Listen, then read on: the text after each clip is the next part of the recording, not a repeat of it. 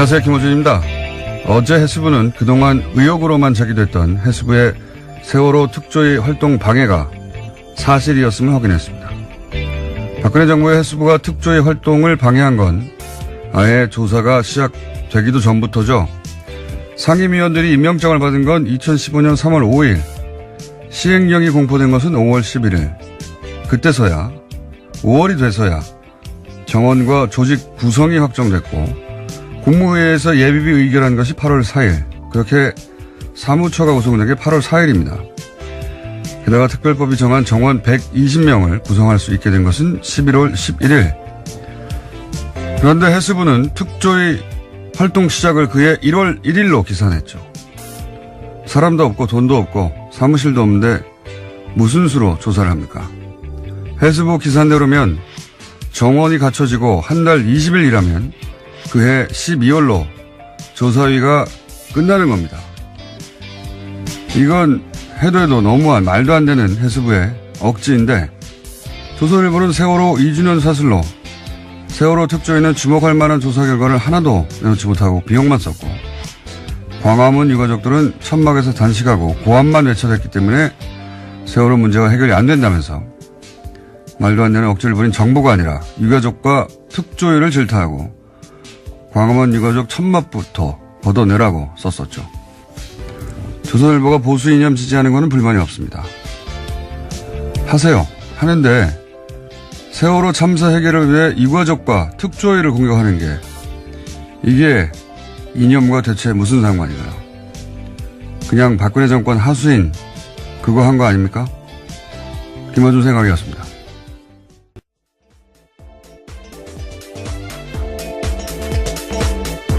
시사인의 김은지입니다. 네. 해수부가 방해한 게 이제 사실로 밝혀졌어요. 예. 네, 어제 해수부가 공식적으로 발표를 한 건데요. 감사관실의 자체 조사다라고 합니다. 요사는 저희가 잠시 후에 당시 특조위 관계자 연결해서 자세한 내용 들어볼 텐데,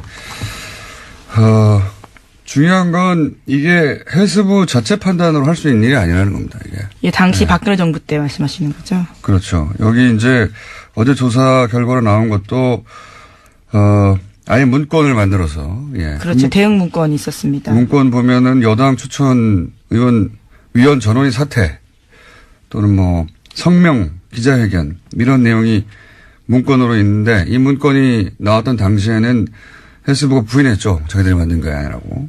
근데 해수부가 어떻게 여당 추천 의원 전원 사퇴를 자기들 마음대로 결정합니까? 예. 그리고 이건 장관도 결정한 게 아니라고 봐요. 박근혜 정부 시절에 장관이 무슨 의미냐요? 예. 박근혜 대통령이 최순실이 써준 거 읽으면 그거 받아쓰기 했어요. 장관들은.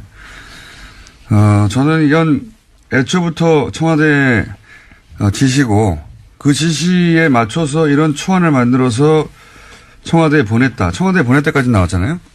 초안을. 이거는 청와대의 지시 사항이라고 저는 강력히 추정하는 바이고. 네, 그 지난 여름에 나왔던 캐비닛 문건에도 그러한 내용들이 있는데요. 비서실장 주재의 수석비서관 회의 정리 문건이 있었습니다. 여기 보면 세월호 특조위 무력화시켜라.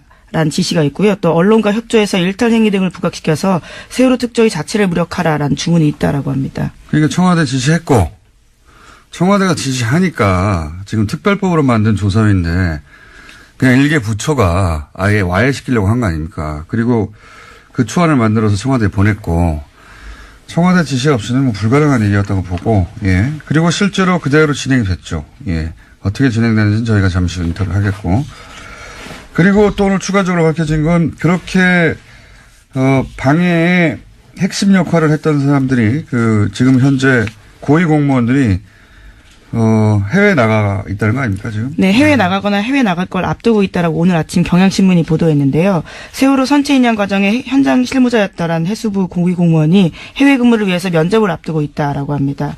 뿐만 아니라 다른 공무원 같은 경우에는 당시 참사 당시에 상황 보고 총괄 책임자였는데 이미 외국에 있다라고 합니다. 그러니까 세월호 2기가 출범하더라도요, 특조위 2기가요, 정작 중요한 조사 대상자들이 다 외국에 있어서 조사가 쉽지 않다라는 겁니다. 외국에 가면 되죠, 특조위가.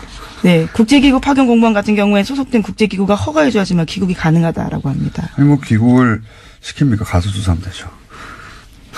네. 이렇게 해서 피하면 글로벌 특조위로 거듭나는. 예, 이 조사를 피하려고 하는 거니까 명백히 예, 조사의 차질을 빈다고 미리 말할 필요 없어요. 예, 심지어 참사 책임자였던 당사자 같은 경우에는요. 감사원 감사에서도 한국 성급에서 돈 받았다는 사실이 드러나서 정직 3개월 중징계 받은 바가 있는데도요. 징계일로부터 1년 6개월이 지났다라는 이유로 해외 파견했다라고 합니다. 이제 다 빼돌리는 거죠. 예, 좀 당연한 이야기인데 이기 특조위가 좀 더 강력해졌으니까 필요하면 뭐 해외 출장을 단체로 가서라도 꼭 조사를 해야 된다고 봅니다. 예, 그냥 이미 사실로 밝혀졌는데 어떻게 그냥 넘어갑니까? 자, 다음 순요. 네, 김태호 전 청와대 대외전략기획관이 구속을 피했습니다. 김 전 기획관은 이명박 정부의 군 댓글부대 관련 혐의를 받고요. 어제 영장실질심사를 받았습니다.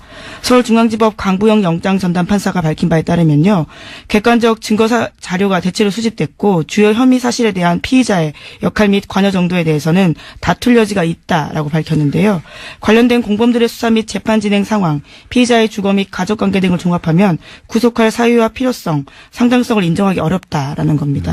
계속 보던 문구인데 구체적인 내용은 저희가 또 영장 해설 전담판사가 대기하고 있기 때문에 이게 김관진 석방 때부터 쭉 이어지는 흐름이죠. 이명박 전 대통령 관련해서 김관진, 임관빈, 김태호까지 사실은 한 단계만 넘어가면 이명박 전 대통령한테 네, 그렇죠. 건너가기 직전에 피의자들인데 이건 군이 대선에 개입한 사건이거든요. 네, 심지어 실무 책임자 같은 경우는 2심까지 징역형이 나왔습니다. 이태하 심의전단장이라고요. 실무 책임자들은 이미 범죄 사실이 인정됐는데 법원에서 그렇죠. 그 예. 지시한 사람들이 다 풀려나는 거예요. 그리고 이 김태호 전 기획관 같은 경우에는 소년 책사로 불렸거든요. 왜 소년 책사로 불렸냐면 2년이 오래됩니다. 서울시장 시절, 그 시절 굉장히 젊었을 때부터 최측근이었거든요. 그러니까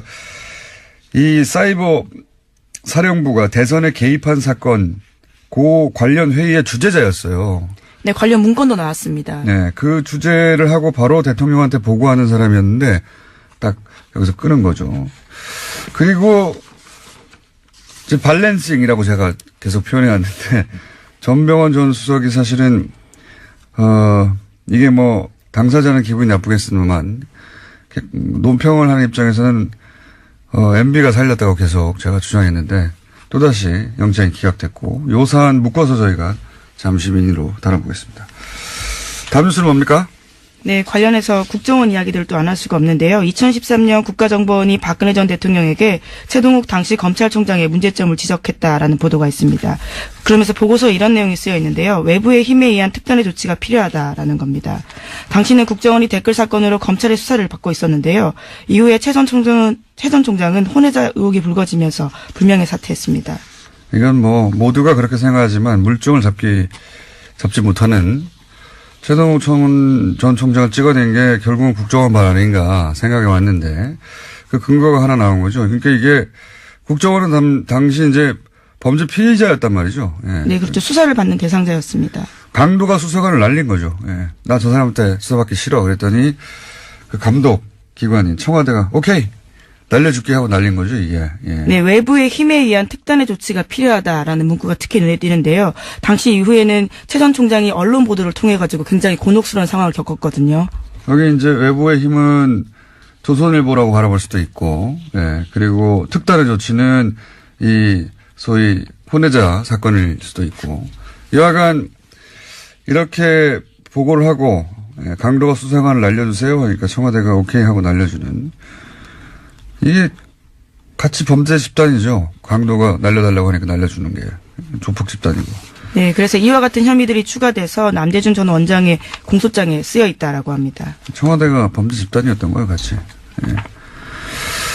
자, 다음 순요. 네, 어제 최순실 씨의 해외재산 관리인으로 의심받는 데이비드 윤 관련된 소식 전해드렸었는데요. 데이비드 윤이 부동산 개발업자에게 청탁을 대가로 뒷돈을 받은 혐의로 인터폴에 적색 수배됐다라는 내용이었습니다. 관련해서 검찰이 주요 단서를 파악했다고 TV조선이 보도했는데요.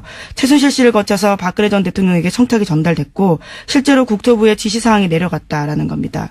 특히 그 근거는 안종범 업무수첩인데요. 여기에 보면 담당 공무원들의 이름과 국토부 확인, 점검 같은 메모가 있고요. 또 지난해 7월에는 덮자라는 메모가 있다고 합니다. 어제는 데이비드 윤이 자체 로비를 한 것인가, 이름을 판 것인가 정도였는데, 이제 한번 더 들어가서 이게 실제로 국토부 지시가 이루어졌다고 하니까 우리가 익숙했던 그 패턴, 최순실이 얘기하고 최순실이 말하면 박근혜 대통령이 지시하고 그것이 안종범 수석에 의해서 실제 실행이 되고 수첩에 등장하고 정범실록에. 예, 그 패턴 그대로인데 완전히 새로운 내용이네 이거는. 근데 데이비드 윤이라는 인물, 최순실의 해외 도피재산 관리자가 아니냐 하는 의혹을 받던 이분이 실제로 국내에 들어와서도 기획부동산에 참여해서 이거 하고 나서 50억을 약속받았다는 거 아닙니까? 네, 성공보수로 50억 원 받기로 했다라는 건데요. 이러한 부탁을 받고 난 뒤 한 달 뒤에 최순실 씨가 데이비드 윤한테 문자 보냈다라고 합니다. 부탁한 건 지금 검토 중이다라고요. 그러니까요. 요거 아주 큰 건이네요. 뭐랄까요. 기획부동산 정부였다. 예. 부끄러움이 없으니까요. 예. 뭐 이권 청탁에 들어오면 대통령 입을 통해서 그대로 수석을 통해서 공무원한테 지시되는 그 패턴이 다시 한번 구체적으로 확인된 거네요. 예. 요거 혐의 추가되면 또 형량이 늘어나겠습니다. 예, 아무래도 그런 상황인데요. 예, 검찰이 계속 주시하고 있습니다.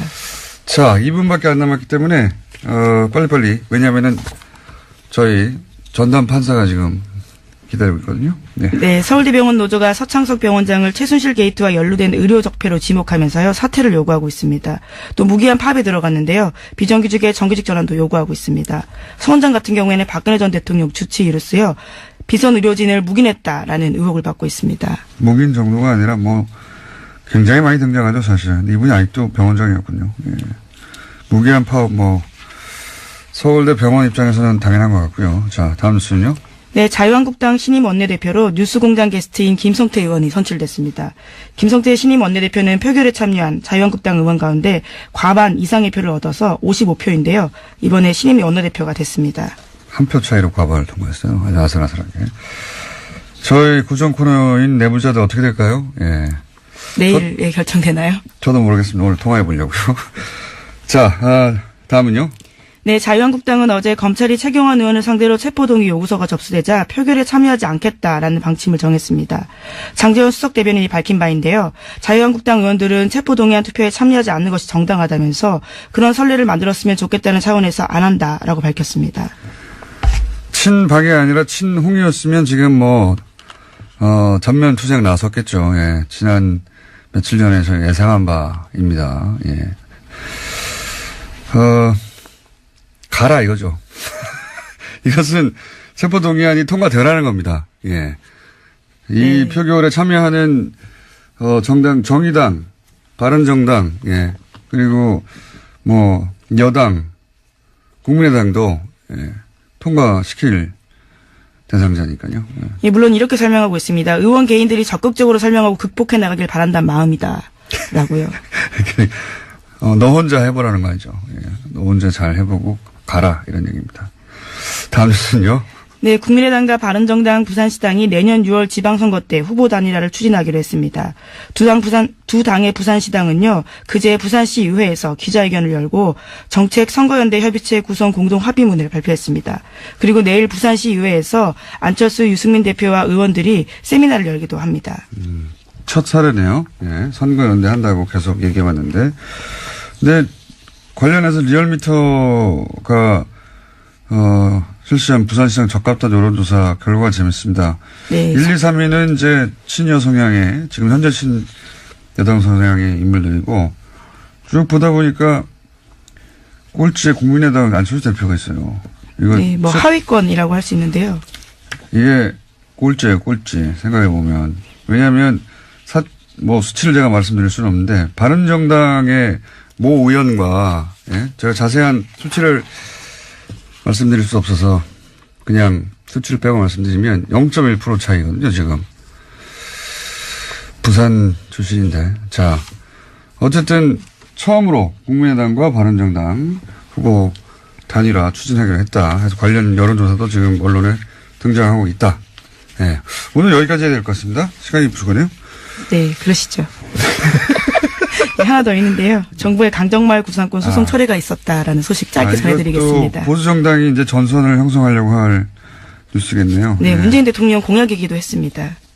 이게 당시에 주민들에게 아무런 동의도 받지 않고 추진했던 것이고 그래서 주민들이 나섰더니 전문 시위꾼들이 합류했다면서 네, 그런 식으로 보도했었죠. 주민들한테 동네 주민들은 34억 내놓으라는 거거든요. 이건 그냥 박근혜 정부 시절에 박근혜 정부가 하는 일에 시비 걸면은 끝장 본때를 보여주겠다. 패가 망신하게 만들겠다는 소송이었죠. 당연히 철회해야 되는 건데. 요걸 이제 그 전선으로 만들어 보려고 보수 매체는 나설 거라고 봅니다. 자, 여기까지 하겠습니다. 시사인의 김은지였습니다. 감사합니다. 바로 이어서군요. 예. 법무부인 동안의 사무장, 뉴스공장의 영장 전문 해설 전재판사. 이정열 전 부산판사 연결됐습니다. 안녕하십니까? 네, 안녕하십니까? 네. 뭐 예상하셨겠지만, 네. 자, 그동안 동어 반복을 쭉 해왔기 때문에 흐름의 관점에서 한번 짚어주십시오. 예. 그러니까 뭐 흐름에서 공장장님 말씀하신 대로 충분히 예상이 됐었는데요. 네. 그 검찰이 보고 있는 그 구조가 영장 청구서들을 쭉 보면 그런 것 같더라고요. 지금 이제 이 군이 그 정치에 관여를 하는데 댓글을 통해서 지시한 총책임자는 이명박 전 대통령. 예. 그다음에 이제 군이 관여를 하니까 실행을 담당하는 쪽이 군인데 그 군 쪽에서 실행 부분의 총책임자는 김관진 전 국방장관. 네. 그런데 지금 이제 오늘 그 영장 청구 기각된 김태효 전 전략기획비서관은 이 청와대하고, 그러니까 이명박 전 대통령과 김관진 전 장관을 연결하는 꼴이죠. 그렇죠. 그런데 실행 총책임자가 지금 적부심에서 나왔어요. 예. 그러면 연결고리 정도밖에 안 되는 사람을 구속하는 건 형평이 안 맞잖아요. 예. 그러니까 그 김관진 전 장관이 석방될 때 이분도 뭐 당연히 안 들어가지 않겠느냐라는 그런 생각이 들었고, 그래서 이건 결국은 근원을 따져보면 김관진 전 장관 석방을 시켜놓은 그 무리수가 이게 유발하는 악영향이 아니냐. 네. 그렇게 저는 생각이 드네요. 저희가 보기엔 무리수고 거기서 보면 승부수였던 것 같아요. 예. 그렇죠. 예. 이게 네. 이렇게 뭐 말들이 많고 논란이 있고 뭐 비난 여론이 있더라도 이렇게 한번 석방해 놓으면 나머지가 편하다. 쭉쭉쭉 그렇죠. 다 연결해서 기각해 버리면 되니까 그 관점에서 기각이 된 것으로 보이고요. 왜냐하면 지금까지 쭉 지적해 왔던 이렇게 기각한다는 게 말이 되느냐 하는 부분들이 다 들어가 있거든요. 그렇습니다. 뭐 증거가 다 모였다. 이거 말이 되냐 증거가 다 모였다고 푸는 게부터 시작해서 저희가 쭉 다뤄왔던 뭐 거주가 뭐 어쩌고 하는 것도 네네. 이재용 부회장은 뭐 거주가 없습니까? 하여튼 그런 사유들이 총 다 들어갔지만 전체 흐름에서 보자면 김관진 석방 이래로 예상되었던 그러면 그 전병헌 전 정무수석 같은 경우도 도장에 찍혔다가 화이트로 지운 흔적이 나올 만큼 애초에는 구속하려고 했던 것 같은데 이 김관진 석방 이후로 형평이 안 맞는 거 아니냐라는 이야기가 나오니까 밸런싱 차원에서 기각된 거 아니냐 이렇게 저희가 얘기해 왔는데 이번에도 같은 날 또 기각됐어요. 요거까지 묶어서 설명하면 어떻습니까? 뭐 화이트 부분은 사실 그거는 약간 좀 전 생각이 다른데 저도 영장 할 때 그런 일이 좀 있었거든요. 왕왕 있는 실수예요. 근데 저는 그 차원에서 볼 수도 있는데. 그건 뭐, 너무 중요한 사람이었고 모두의 관심 대상이었기 때문에. 그분이 누군지 몰라서 실수했다는 건 좀 말이 안 된다고 보는데. 그러니까 사실 이게 우리 일반인들이 보기에는 그런 인사가 인물이고 중요 사건인 건 맞는데. 판사 입장에서 보면은 모든 사건이 다 중요하거든요. 그러니까 그거는 뭐 사실 논점이 아니까 거기서 나중에 뭐 기회 있으면 따로 말씀드리고 하고. 그건 뭐 그 판사 당사자밖에 모르겠죠, 진실은.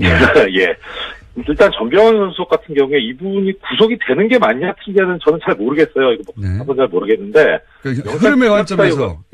영장 기각 사유가 되게 딱 보니까 이게 지금 김관진 전 장관 석방 때문에 문제가 생겼구나 싶은 게 기각 사유를 보면은 아까 공장장님 말씀하신 대로 모든 사유가 총 집대성되어 있습니다. 여기에 보면. 여기도 마찬가지군요. 예. 예. 그러니까 오히려 김태열 전 비서관보다 더 자세해요. 더 자세한데 그러다 보니까 앞뒤가 안 맞는 부분들이 생겨버렸어요. 한두 가지만 짚어주십시오. 예. 무슨 말씀이냐면은 여기 지금 전병헌 전 수석 기각서에 보면은 가장 중요하게 얘기하고 있는 게 이제 뇌물 부분이 범행이 의심이 되는데 이제 이미 드러난 보좌관 행위에 대한 피의자의 인식 정도나 범행 관여 등 뭐 이렇게 죄책에 대해서 다툴 여지가 있어 보인다. 이게 가장 큰 부분이거든요. 예. 근데 범행이 의심된다 하면은 이게 영장 발부 사유에서 범죄 사실이 그럼 소명이 됐느냐 안 됐느냐 이런 게 가장 큰 부분인데 의심이 되면 이건 소명이 됐다는 얘기거든요. 예, 그 총사소법 조문에도 그렇게 나와 있어요. 증명까지는 필요 없고 그냥 상당한 의심이 들면 된다라는 정도를 요구하고 있거든요. 법에서. 그러니까 이거는 됐다는 거죠, 이 부분은. 근데 뒤에 보면 다툴 여지가 있다 이렇게 돼 있는데 그 다툴 여지가 어느 부분이냐. 네. 이게 뭐 알리바이 같은 그 피의자 쪽에서 증명해야 되는 부분이 아니라 인식 정도 이렇게 나와 있는데 인식 정도 이거는 고의에 관한 문제라 범죄가 성립되냐 안 되냐의 문제거든요. 예. 그러니까 범죄 성립 부분에서 다툴 여지가 있다 이렇게 돼버리는 거하고 앞에 그 뇌물 부분이 뭐 의심이 된다 이건 앞뒤가 안 맞는 얘기인 거예요. 이것도 역시 김관진 석방으로부터 비롯된 그 기준들이 마구 흔들리면서 엉망진창이 돼서. 그래서 그걸 끌어다 쓰려다 보니까 김관진 전 장관 석방 때 보면은 그 사유가 또 그때는 그렇게 돼 있었습니다. 뭐 위법한 지시라든가 이런 그 공모 여부에 대한 관여 정도 어쩌 이런 식으로 돼 있어가지고 그 부분을 옮겨다 쓰다 보니 이게 지금 같이 가려고 하다가 앞뒤가 안 맞게 꼬여버린 그런 게 여실히 드러나 버렸어요. 그렇군요. 예. 자, 저희가 거의 비슷한 얘기를 몇 달째 하고 있습니다. 몇 달째 하고 있는데. 자꾸 나오는 거 안 좋은 거 아닙니까? 저 청취자님도 뵈서 좋긴 한데. 이게 그러니까 이제 그 이전에는 그 우병우 관련해서 기각들이 많았고, 그렇죠? 네. 네. 이번에는 이제 김관진 전 국방장관을 무리하게 석방시키면서 그 꼬여버린 어떤 영장 발부의 기준들 때문에, 예. 네. 영장 발부나 기각 사유를 쓸 때마다 특히 이 관련자들은 네. 이렇게 우리 해설 판사님의 눈에 띄어서 예. 매번 깨지고 있습니다. 예, 김관진 전 장관 그 석방 결정이 지금 상황에서는 거의 바이블이 돼 있는 거 아닌가 싶어요. 알겠습니다. 오늘 여기까지 하겠습니다. 네, 고맙습니다. 네, 지금까지 법무부인 동안의 사무장 이정렬 전 부장판사였습니다.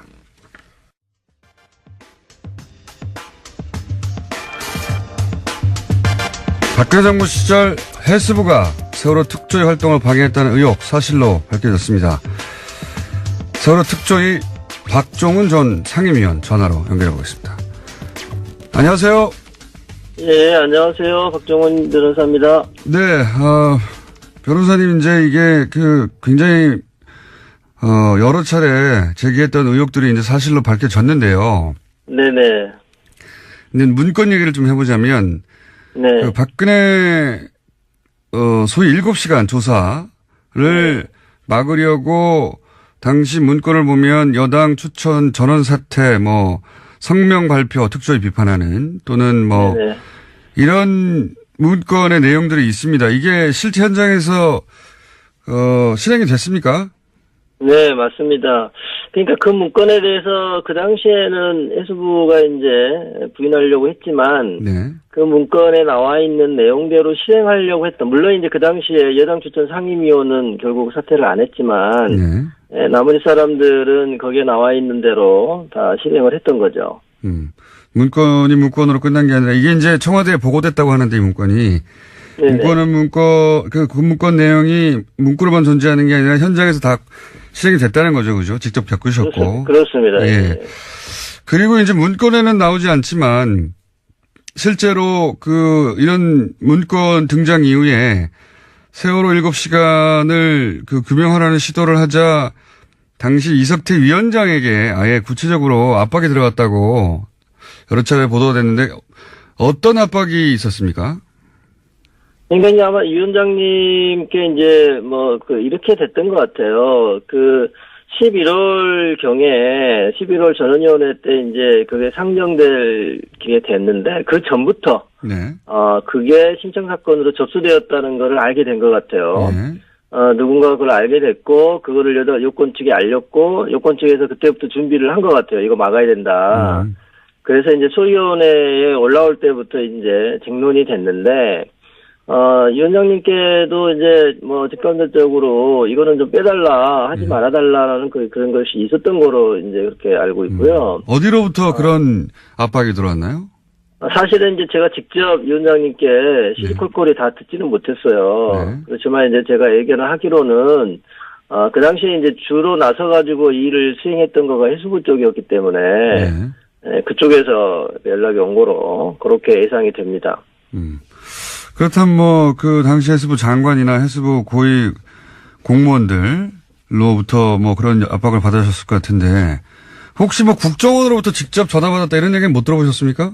그 이야기는 제가 직접 듣지는 못했습니다. 그렇군요. 여하간 당시 이제 위원장에게는 전화를 해서 그런 식의 압박이 있었다는 걸로 알고 계시고 그리고 문건에 해수부 문건에 나온 대로 사퇴를 하거나 또는 뭐 해수부와 여당 추천 의원 면담 이런 이야기도 있는데 이건 뭡니까? 문구에는 그렇게 나와 있는데. 네, 그러니까 제가 알기로는 여당 추천 의원들과 요건 측의 만남이 따로 있었던 것 같아요. 따로. 아하. 예, 제가 이제 언젠가 같이 이렇게 어디를 갔다 오는데 전화 통화하는 거를 옆에서 듣게 됐는데, 네. 여당 추천 의원들과 요건이라고 할 때는 이제 뭐 그 정치권 플러스 이제 공무원들 아니겠습니까? 네네. 따로 이제 대책회의들을 이따금 했던 거로 제가 알고 있고요. 그 가운데에서 특히 이 사건은 이제 신청 사건이 접수된 이후에 그것들을 이제 누군가가 요건에 알리게 되고 그러면서 이제 대책회의가 이루어지고 그것이 소위원회에서 그거를 통과시키지 않으려고 하는 쟁론들이 있었던 거로 그렇게 그러니까 특조위하고는 별도로 여당 추천 의원들이 해수부하고 별도 대책회의를 했다는 이야기군요. 말하자면. 그게 충분히 예측 가능한 게 제가 이제 옆에서 전화 통화를 들었을 때도 물론 이제 그 전화하신 분은 그런 거를 생각을 못했을지 모르지만 이제 제가 추론을 하기로는 따로 이제 여당이 추천했던 의원들끼리 따로 만나가지고 무슨 이야기를 하는 거로 그렇게 들었습니다. 그 7시간 의혹이 이제 진상규명 소위의 안건으로 올리자 여당 추천 의원들이 실제로 중도 퇴장을 하긴 했죠. 그 당시에는 이제 아마 그 여당 추천 의원들이 그 내용을 듣고 제목 자체를 보다는 이게 청와대의 대응에 관한 거거든요. 참사 당일에 청와대 대응에 관한 거였는데 그거에 대해서 이제 그 신청하신 분이 상당히 길게 이게 신청서가 돼 있어요. 어떤 내용들이 이제 보도됐었고 했었는데 그게 맞냐부터 시작해서 쭉 돼 있었는데 그거에 대해서 이른바 대통령에 대한 청와대에 대한 조사는 좀 아예 빼려고 그렇게 생각을 했던 것 같아요. 그래서 그러다 보니까 이제 소위원회에서 다툼이 있었던 거죠. 소위원회 당시에도 이제 그때 뭐 불참한 사람도 있었고 그거에 대해서 정확하게 반대 의견을 제시하고 이건 안 된다라고 했던 사람도 있고요. 예. 그리고 왜냐하면 제가 궁금한 건 문구대로 진행이 됐나 싶어서 그러는 건데 중도 퇴장도 있긴 있었습니까? 그 문구대로 진행됐다고 하는 거는 저는 이제 소위원회에 이제 제가 이제 안전사회 소위원장이기 때문에 진상규명 소위원회에는 참석할 수 없었는데 전원위원회 때 전원위원회 때 이제 그 제가 직접 이제 옆에서 목격을 했는데 적극적으로 이제 반대 의사를 표명하고 제가 보기에는 좀 이치에 맞지 않는 근거를 대면서 뭐 헌법 위반이라고부터 시작해서 대면서 반대 의사를 표명하고 저희가 이제 표결에 들어갔을 때 그거 다 우르르 나가가지고 그날 이제 기억하기로는 이제 국회까지 가서 뭐 이렇게 기자회견도 하고 그랬던 거로 기억이 나고요. 그리고 물론 이제 그 이후로 그분들이 이제 그 상임위원 빼고는 여당 추천 상임위원 빼고는 실제로 그 특조위 회의에 나오지도 않고 그랬던 거거든요. 뭐 거의 문구대로 이루어진 셈이네요. 중간에 사퇴하고 기자회견을 그때 5명인가 했었죠 아마. 네네 그렇게 기억합니다. 문건대로 기자회견도 이루어졌고 그리고 실제 별도로 해수부하고 여당 쪽 추천위원들하고 대책회의를 하는 일도 있었던 그런 정황을 이제 예상이 되고요. 예, 예. 그러니까 이제 그 이루어지지 않은 거는 여당 추천 상임위원이 함께 사퇴하지 않은 거. 예, 그 정도만 좀 달랐던 것 같고요. 나머지는 거의 그대로 이루어진 거 아닌가 싶습니다. 알겠습니다. 그리고 한 가지만 더 짚자면 사실 그 해수부가 지금 이제 7시간 의혹 관련해서 그 시점부터 이렇게 그 대규모 집단 행동, 여당 추천위원들 방해, 뭐 중도 퇴장이라든가 기자회견이라든가 이런 일들이 있었는데 그 사실상 이 특조위가 사무실을 구하고 꾸려진 건 8월 아닙니까? 그죠? 예, 8월 달이 이제 중요한 이유가 그 전에는 그 공식적으로는 상임위원들밖에 없었다는 거거든요. 그러니까요. 그래서 나머지 뭐 이제 민간의 전문위원 몇 사람들이 이제 좀 도와주고 있었던 건데 이른바 이제 하부 조직이 없었던 상황이었어요. 그러다가 8월 4일 날이 중요한 거가 이제 계속적으로 뭐 예산도 깡통도 없었던 상황이었는데 그때 그 전에 직전에 저희가 이제 공무원을 채용을 했거든요. 결정직 공무원을. 채용하는 상황이 되니까 공무원들한테 월급은 줘야 되잖아요. 그러니까요. 예, 그러니까 이제 그 당시에 국무회의에서 예산을 통과시킨 거거든요. 저희가 신청했던 것을 대폭 감액해가지고 그때가 8월 4일이기 때문에 저희 생각에는 이제 공무원도 이제 채용해서 7월 말부터 출근하기 시작을 했고 물론 실제 조사를 해야 되는데. 네, 그래서 이제 조사하려고 하는 바로 그 상황이었기 때문에 공무원이라도 일부 채용이 되고 그리고 예산이 국회를 통과했던 날인 8월 4일로부터 이제는 인정물적 자원이 조금은 구비된 거 아니냐. 그래서 그때부터 특조위가 출범한 거로 봐야 된다. 저희 주장은 그랬고 그것이 실제로 행정법원에서 인정된 거죠. 판례상. 뭐 당연히 뭐 돈도 있고 사무실이 있어야 조사를 할 수 있는데 이게 특별조사위원회 아닙니까? 그냥 뭐 심의하는 사람들이 아니거든요. 상임위원들이 앉아가지고 조사를 해야 되기 때문에 당연히 저희는 그 이후에 출범한 거로 그렇게 볼 수밖에 없습니다. 그리고 실제 120명을 이제 정원으로 하고 있는데 그게 또 다 꾸려진 건 11월 거의 중순 다 돼서라고 알고 있는데 120명이요 다 꾸려진 적이 없어요. 특조위 마칠 때까지. 그렇습니까? 그게 왜 그러냐면 이제 파견 공무원도 제대로 정해진 대로 오지를 않았고, 저게 이제 특별조사위원회가 상황이 상당히 안 좋았지 않습니까? 그 당시 여당 쪽에서, 여권 쪽에서 계속 반대를 했기 때문에, 그러니 이제 이 기간이 얼마가 될지 알 수가 없는 거예요. 그러니까 좀 그 유능한 인재를 뽑으려고 해도 그분들이 뭐 예컨대 안정적으로 한 3년간은 내가 그 일을 할 수 있다 이러면 이제 올 수도 있는데, 이게 몇 달 후에 끝나버릴지도 모르는 상황이 자꾸 반복이 되니까, 전체를 다 원래 정해진 인원으로 뽑힌 적이 없고 제 기억으로는 100명 이상 같이 근무한 적이 없었던 것 같아요. 정원이 찾던 적도 없다. 그러면 이제 사무실을 구하고 드디어 월급을 줄 수 있게 된 8월부터 따진다 하더라도 만약에 해수부 그 기산한 대로 1월 1일부터 시작이라면 4개월 활동하고 끝나는 거 아닙니까? 해수부 말대로 하면. 네, 그렇죠. 물론 이제 이제 1년 플러스 6개월을 조사할 수 있다고 하는 그거는 이미 저희가 전원위원회에서 의결을 했기 때문에 그렇게 갈 수는 있었지만 문제는 이게 고의로 생각하면 정부 여당에서는 8개월 동안 일을 못하게 만든 다음에 8개월을 이미 그냥 조사 못하게 만든 다음에 기간은 기간대로 1월 1일부터 계산해버리는 거죠. 이거는 정말 대단히 악의적인 거라고 볼 수밖에 없어요. 말도 안 되는 거라고 보는데 사무실이 없는데 아무도 없는데 어떻게 조사를 합니까? 어쨌든 그게 다 의도적이었다는 게 이제 처음으로 밝혀졌는데 이게 이제 검찰로 넘어가면 더 많은 사실들이 밝혀지겠죠. 이거는 해수부 내에서 사실은 수사권 없는 상태에서 조사한 거니까요. 네네. 네, 마지막으로 한 가지만 더 여쭤보자면 이 모든 게 그냥 해수부 차원에서 이루어진 일이라고 보십니까? 그 일을 직접 겪으신 분으로서? 아니, 저는 절대 그렇지 않다고 봅니다. 이게 이제 저는 대한변협 세월호 특위 시절에도 이제 특별법 만드는 운동을 했지 않습니까? 네. 그 당시도 지켜보면 이른바 이제 청와대 라인이라는 게 있었다는 게 명확하게 구별이 돼요. 여당 그 국회의원들 가운데서도. 그러니까 뭐 여당 대표나 원내대표가 이게 주로 하는 게 아니라 제 기억으로는 이제 김재원 그 당시 원내수석 부대표가 주도했던 거로 기억이 되고요. 특히 2015년 1월 달에 김재원 의원이 그 당시에 이제 그 세월호 특조위를 세금 도둑이라고는 프레임으로 몰고 갔거든요. 그렇죠. 세금 도둑이라고 했죠. 그 이후부터 이제 모든 게 꼬이기 시작한 거예요. 그 전만 해도 파견 공무원들이 그렇게까지 뭐 방해하거나 그거보다는 빨리 설립하게 해주고 자기네는 이제 빠지려고 했던 건데 그 말이 나온 다음부터는 이제 협조가 안 되고 심지어 여당 추천 상임위원이 공무원들 다 그냥 원대복귀 시켜버리는 상황까지 가게 되고 그래서 직원도 없고 그냥 임시 공간만 덩그러니 있는 상황에서 상임위원 안전이 있는 그런 상황까지 갔던 거거든요. 그것이 어떻게 해수부 단독으로는 될 수가 없는 거죠.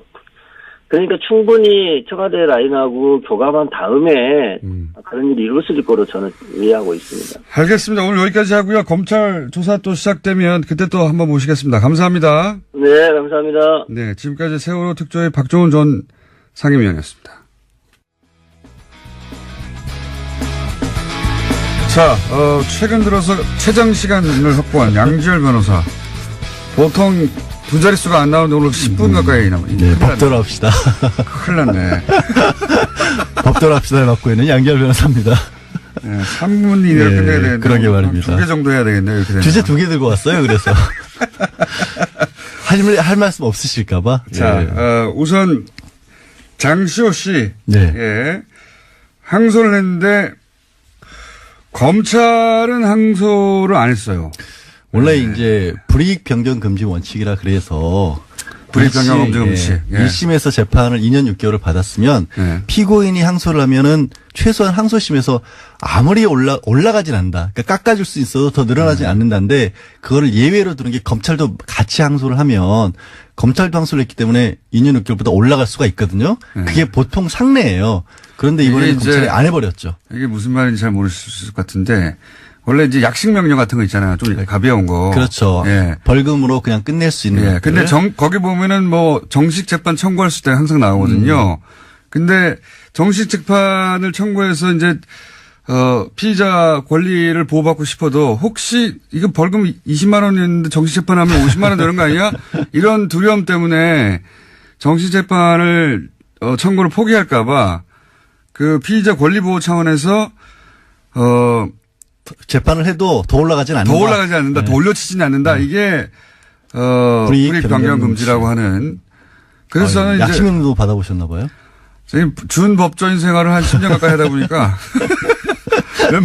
웬만한 잡지식은 다 갖고 있습니다. 근데 그래서 1심보다 조건이 근데 검찰이 항소를 포기. 그렇죠. 예. 해야 되거든요. 보통은 잘 안 하죠, 그렇게. 포기 안 하죠. 검찰도 기본 자존심이 있는데. 근데 아마 검찰에서는 최소한 1년 6개월 했다가 2년 6개월 나왔고 검찰로서 장시호 씨에게 해줄 수 있는 최대한의 배려인 거죠, 법적으로 가능한. 그러니까 검찰은 항소를 포기했고 그러니까 검찰 요 1심보다는 더 높은 형량은 나올 수가 없죠. 나올 수 없게 만들어준 배려예요, 기본적으로. 그리고 아마도 이제 조심스럽긴 하지만 항소심 같은 경우에 좀 잘 더 뭐 법정에서 다투기도 하고 항소심 법원이 조금 더 봐주면 한 6개월 정도 빠질 수가 있거든요. 그러면 2년이 되고 그러면 지금 법정 구속이 됐기 때문에 예. 이미 6개월 구속에 법정 구속 한 2, 3개월 더하면 1년 가까이 되니까. 1년 가까이 되고 2년에 한 3분의 1 이상을 채우거든요. 그러면 이제 집행유예로 풀어줄 가능성이 조금 더 높아졌다고 볼 수 있습니다. 그 가능성을 검찰에 열어준 거예요. 그렇죠. 검찰 입장에서는 뭐가 어떻게 됐든 미안하단 말이에요. 예, 검찰 입장에서는.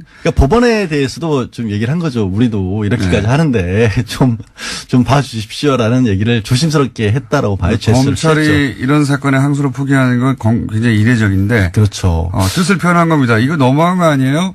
그래서 인지 장시호 씨도 처음 하는 얘기도 법정에서 또 했어요. 맞습니다. 깜짝 놀랐어요.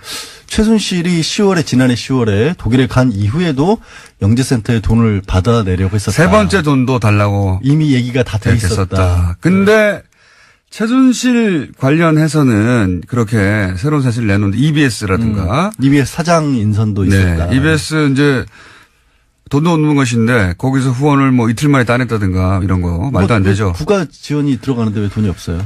아니 제 말은 이런 후원을 EBS가 단독으로 한다든가 그런 사례를 찾아보시면 거의 없어요. 보통 1년 전에 결정이 되죠. 예산 결정은. 그러니까요. 그 전해 공조직은 전에 예산이 확정되고 나면 빼도 박도 못하는 경우가 많은데 EBS가 이렇게 단독으로 결정한다는 게 후원을 어린이 돕기 위해서 했답니다.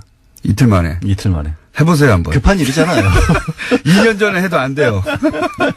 이틀 전에 했는데 바로 됐다는 거 아닙니까? 당일날인가 이틀 전인가? 이틀 전에.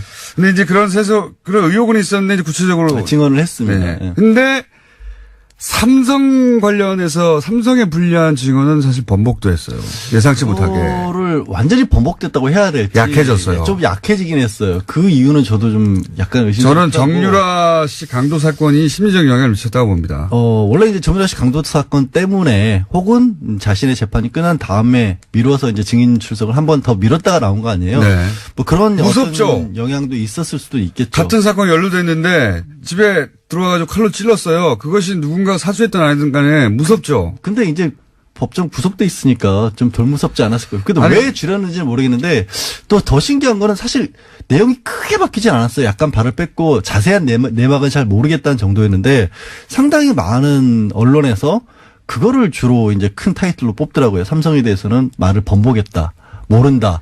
모호해진 건 사실입니다. 근데 장시호 씨의 증언 내용보다는 언론이 그걸 더 크게 다루는 것 같아서 그게 조금 저는 뭐 이상하긴 그렇게 하더라고요. 보여지도록 원할 수도 있어요. 뭐 삼성이 좋잖아요, 그러면. 아, 그런가요? 예. 자, 그럼 제가 한 얘기는 아닙니다. 장시호 씨 같은 경우에 항소를 포기했다는 게 특이한 포인트이기 때문에 한번 짚어봤고요. 네. 검찰이 포기했다는 거.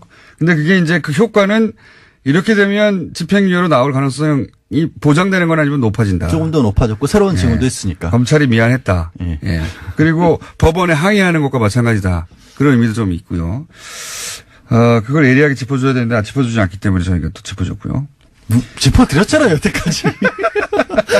전 뭐한 겁니까, 여태까지. 오늘 그러면. 비트코인 하나 하기로 내가 시간 3분밖에 안 남았네. 벌써 3분이면 우리 충분하잖아요, 원래. 네. 그렇죠. 두 개 더 할 수 있어요. 비트코인이 법적인 관점에서. 법적인 관점에서 이게 문제가 비트코인이라고 하는 게 원래 이제 실물의 화폐를 대체하는 거니까 네. 사실은 화폐나 금이 아닌 거잖아요. 네. 그러니까 정보만 가지고 사람들이 경제활동을 할 수 있게끔 도와주는 대체제인데 그러다 보니까 이상하게 우리나라에서 너무 많이 몰린 거예요. 이게 전 세계에서 거의 비트코인 20% 가까이 된다고 하는데 그러니까 GDP는 1.9%거든요. 그러니까 GDP 대비 혹은 뭐 경제 수준 대비 전 세계에서 가장 1위예요, 1위. 가장 그 거래량이 많고 그만큼 투기가 됐다는 얘기죠. 그래서 뭐 그라운드 제로보다 정말 만약에 핵폭발이 일어난다면 한국에서 일어날 수밖에 없다라는 분석까지 나오고 있는 비트코인 상황인데 관련해서. 문제는 정부가 지금 이게 그래서 규제를 강력하게 하겠다는 거 처음에는 아닙니까? 금융위원회에서 했었어요. 예. 이거를. 그래서 금융위에서 한다는 얘기는 뭐냐면 어쨌든 새로운 금융상품 내지는 경제와 관련된 활동을 핀테크라고 하죠. 봐서 핀테크. 이거를 지원하는 거 모르는 용어나 답을 안 하는 거니까 핀테크. 파이낸스와 테크놀로지, 금융과 기술이 합쳐진 거죠. 새로운 거. 저기 IT는 제가 일을 했었던 사람입니다. 휴대폰 결제 뭐 테헤란로에서 제가 신용카드에 벤처 창업하려고 했던 사람이에요. 핀테크 못했잖아요. 핀테크. 그러니까 금융의 관점에서 접근하다가 접근을 하다가 예. 이게 투기가 너무 많이 일어나고 실제로 1,000억 원대 이미 다단계 사기까지도 적발이 됐거든요. 예. 그래서 이거를 주로 법무부 이관상으로 옮겨버렸어요. 그러니까 법무부에서는 아무래도 이런 부분을 규제의 일변도로 갈 가능성이 높거든요.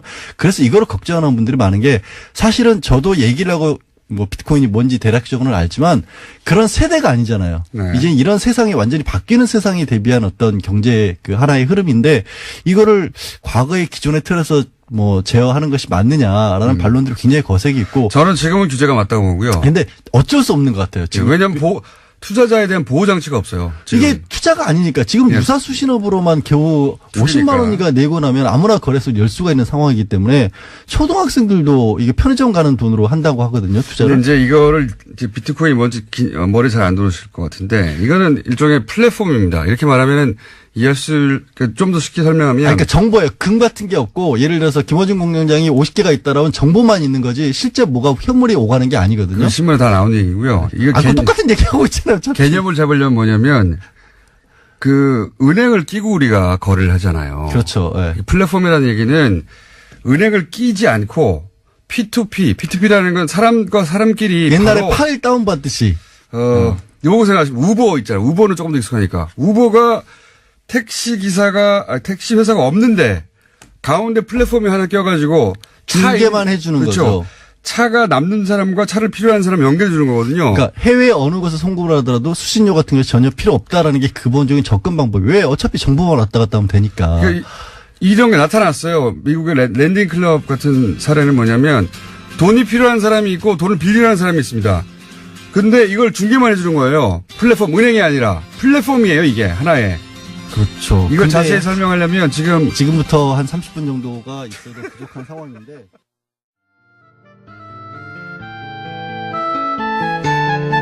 노르가즘 정의당 노회찬 원내대표 나오셨습니다. 안녕하십니까? 네, 안녕하십니까? 자, 자유한국당 이제 원내대표시니까, 예, 자유한국당 김성태 3선인데 원내대표가 당선됐습니다. 네. 논평 한마디 해주셔야죠. 같은 원내대표로서. 네. 제가 그 김성태 의원한테 당선되기 전에 예. 제가 표는 없지만 마음으로 한 표 드리겠다고 이렇게 얘기를 했습니다. 네, 속이 없는 말을 하셨고요. 예. 예, 원래 이제 김성태 원내대표는 한국노총 출신이에요. 네, 그래서 오랫동안 인연이 이제 노동자를 대변해온 역할을 해왔는데 소심으로 돌아가기를 간절히 바라고요. 소심으로 돌아가기를. 그리고 또 원래 좀 정의파예요. 예. 예. 정의파인데 물론 이제 정의를 찾기 힘든 당이긴 하지만은 좀 이 정의의 편에 서서 문제를 풀도록 예. 기원합니다. 자, 일단 축하 말씀 해주셨고, 실제로는 막 싸우겠죠. 예. 어느 것 하나, 뭐랄까요, 같은 편에 설, 일이 없을 것 같은 어떤 두 정당의 원내대표. 근데 이제, 노동운동을 하셨기 때문에, 네. 예. 그때도 좀 아셨습니까? 저는 그 굉장히 오래 전부터 알아서 20년 전부터 알았어요. 그렇군요. 예. 예. 그래서 막 말하기 힘드시겠군요. 예, 뉴스 공장에서 배출한 3호, 예, 대표입니다. 그, 뉴스 공장이 고정 코너 하셨던, 그러다가 대표 되셨던 분들 중에 끝이 좋은 분이 아직 없는데. 자, 김성태 의원님 내일 나오실지 모르니까 그 얘기는 그때 하기라고. 지난주 이제 본격 불거지긴 했는데, 예. 지난주 수요일 코너 이후에 불거진 일이기 때문에, 네. 국민의당에서 이제 박주원 사태가 벌어졌어요. 예. 네, 네. 사실은 한 10년 전쯤의 일인데, 박주원 최고위원이, DJ 비자금 의혹을 이제 제기했던, 그건 좀 뭐랍니까. 벌금 맞았죠. 주승영 의원이 벌금을 허위 사실이었다고. 예, 예. 그렇게 판정이 났죠. 예. 결론이 났는데 그때 실제 자료를 준 사람이 국민의당 현재 최고위원이다. 그래서 사실은 국민의당 내부에서 난리가 났잖아요. 네. 이 사건의 효과를 두고 한쪽에서는 이제 통합 드라이브에 제동이 걸릴 것이다라고 해석하기도 하고 한쪽에서는 이제는 뭐 이렇게까지 됐으면 친한파의 속성이 저러하니 이제 사실상 호남계는 결별 기정사실화하는 거 아니겠냐. 이렇게 양쪽으로 해석이 갈리는데 어떻게 보십니까? 예, 일단은 주장들이 서로 엇갈리고는 있지만은 시간이 지나면서 주승영 의원 전 의원이 한 얘기가 예. 그 사실로 좀 확인되는. 최근의 인터뷰는 또 박주원 최고는 전혀 그런 적이 없다고 했다고 최근의 인터뷰는 설사 그런 말을 했다 하더라도 이렇게 바뀌었어요. 예, 그래서 여러 가지로 좀 주장이 흔들리고 있어요. 예. 그 사실관계가 흔들리고 있기 때문에 어느 게 사실인지는 거의 이제 짐작이 되고 있는 상황이라고 보여지고 그럼 그런 사람이 어떻게 최고위원을 애초에 어떻게 거기 들어갔는가. 했는가. 이제 그런 게 이제 문제가 사실 제기되는 거고 좀 친한 진영의 어떤 신뢰성이라거나 이런 것들이 좀 흠집이 간 건 사실이죠. 인적 구성도 이거 친이게 아니냐 뭐 이런 비판도 있고요. 예, 예. 네. 그래서 바른정당하고 합치려고 하는 거 아니냐 뭐 이런 얘기도 있긴 합니다만 어떻게 전망하십니까? 그래서 결국은 통합하겠다고 계속 갈 거다. 뭐 이 사태가 통합이든 또 그 반대든 결정적 영향을 주지는 않을 것이고요. 흠집 내기 정도는로 끝날 거는 같은데 제가 볼 때는 뭐 통합 드라이브는 계속 걸 것 같고요. 예. 결국에 사실 이번에 그 대표가 되면 지지율 오를 거라고 얘기했지만 지지율이 전혀 오르지 않고 떨어졌죠 오히려. 예, 뭐 광주 같은 데서도 오히려 정의당보다도 더 이렇게 뒤로 빠지는 자유한국당보다 더 떨어진 경우도 예, 있습니다. 상황이죠. 예. 이제 그런 상황에서 지방선거를 돌파하지 못하면은 거의 막이 내려질 수 있다라고 이제 그런 위기감이 지금 국민의당 주류나 또는 바른당에도 예. 그런 위기감이 있는 게 아니냐. 그렇다면은 그런 걸 돌파하기 위해서 이제 통합. 근데 통합이 여러 가지로 이제 그 통합을 하기 위해서 이뤄야 될 것들이 이제 많기 때문에 한 뭐 선거연대 정도 까지는 갈 수 있지 않겠는가. 그리고 선거연대를 가게 되면은 서울이나 경기 또는 몇 개 지역에서 나름대로 이렇게 호각세를 갖다가 만들어낼 수도 있다고 보입니다. 통합까지는 안 갈 거라고 보십니까? 그러니까 지방선거 전에? 통합 갈 수도 있죠. 근데 통합을 간다는 얘기는 뭔가 하면은 이제 선거를 앞두고 그 들어올 만큼 나가는 쪽이 꽤 있을 수도 있다라고 보여지는 거죠. 지금 39석인데 예. 39석인데 13석이 이제 비례대표고 26석이 지역구 의원인데 국민의당 같은 경우에 26석 중에서 호남이 23석이거든요. 네. 나머지가 3석밖에 안 돼요. 예. 서울, 경기 이렇게 해가지고 3석밖에 안 되기 때문에 그러면 이 23석의 다는 아니겠지만 상당 부분이 나갈 수 있죠. 예. 나갈 수 있는데 그렇게 되면 굉장히 얻는 것이 더 클지 잃는 것이 더 클지가 좀 애매한 상황이 되기 때문에. 근데 오히려 그렇게 나가주기 이렇게 떨어져 나가도 상관없다고 하는 쪽인 것 같아요. 이제 통합 드라이브 쪽은.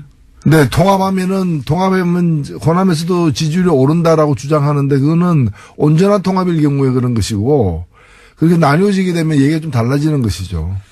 그런데 이제 중장기적으로 볼 때는 그게 낫다고 판단한 것 같습니다. 통합을 주장하는. 예, 지금 그걸 포기하더라도 네. 통합해서 가는 방향 그게 이제 중도 보수 진영에서 전체 범보수를 갖다 아우르겠다라는 네.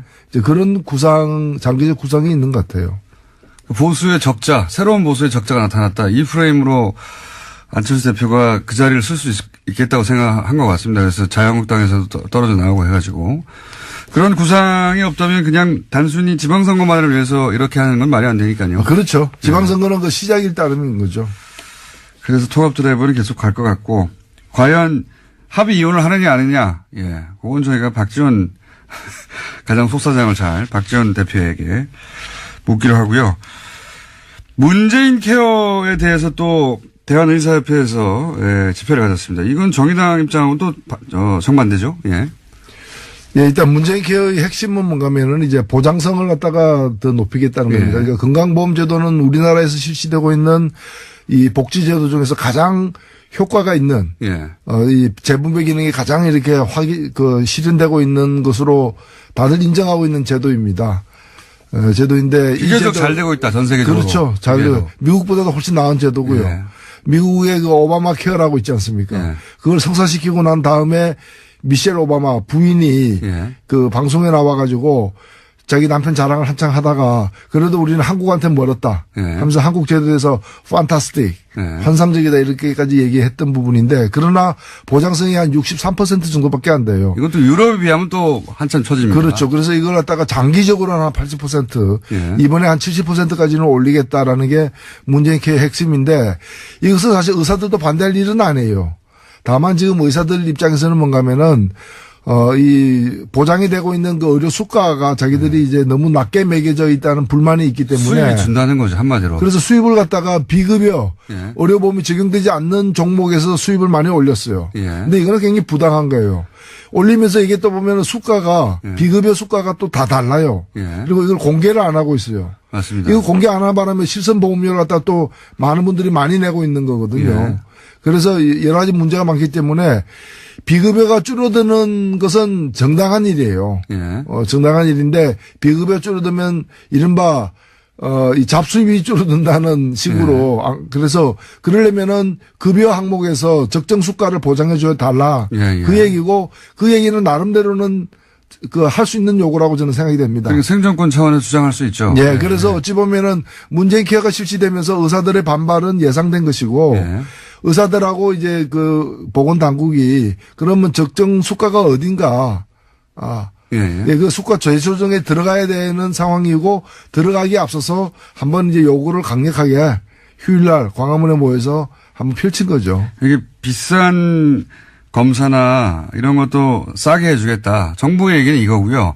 그러다 보면 의사들은 우리 수입이 줄어든다 이거예요. 복잡할 게 없습니다 사실은. 굉장히 어려운 용어들이 등장하지만 수입이 준다 그렇게 하면 의사들은 그렇게 주장하고 있고 정부는 그 수입은 우리가 어떻게 보장할 수 있는지 연구를 해볼 텐데 어쨌든 방향은 지금 비싼 검사나 비싼 약 때문에 아주 중증 같은 경우에는 시민들이 어렵다. 그 보장을 더 많이 해주겠다 보고. 그렇죠. 이겁니다. 예. 그리고 아주 장기적으로는 그 보험료도 조금 더 올려야 돼요. 올리면서. 그렇죠. 우리 보장성 한 80%까지 가려면은 보험료 인상도 불가피하다고 봅니다. 이걸 어려운 얘기 용어를 통해서 하는데 결국 그겁니다. 예.